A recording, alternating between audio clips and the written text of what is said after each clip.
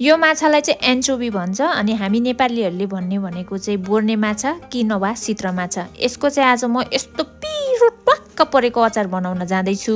सुरुमा त सुकेको रातो खुर्सानीलाई चाहिँ पानीमा भिजाएँ एकछिन, त्यसपछि चाहिँ यसको मिक्सरमा हालेर पेस्ट बनाएँ। अलिकति इमलीलाई पनि तातो पानीमा भिजाएर साइडमा राखिहालेँ। माछालाई चाहिँ मैले सानो आगोमा ठिक्कको तेलमा चाहिँ फ्राई गरेको छु। धेरै फ्राई पनि गरेको छैन, धेरै फ्राई गर्यो भने मिठो हुँदैन, त्यही भएर मैले ठिक्कको हल्का ब्राउनिस मात्रै गरेको छु। यो माछा चाहिँ यत्तिकै खाँदा पनि मिठो हुन्छ, काँच्चै खाँदा पनि मिठो हुन्छ। मैले चाहिँ काँच्चै खाएरै सक्छु होइन।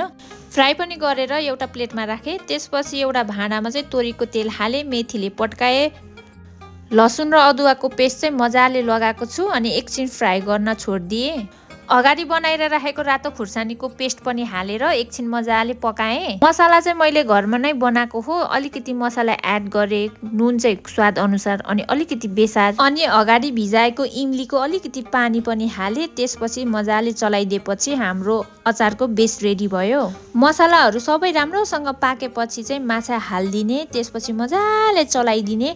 अनि मैले चाहिँ लङ लास्टिङसम्म राख्नको लागि चाहिँ अलिकति भिनिगर पनि एड गरेको छु।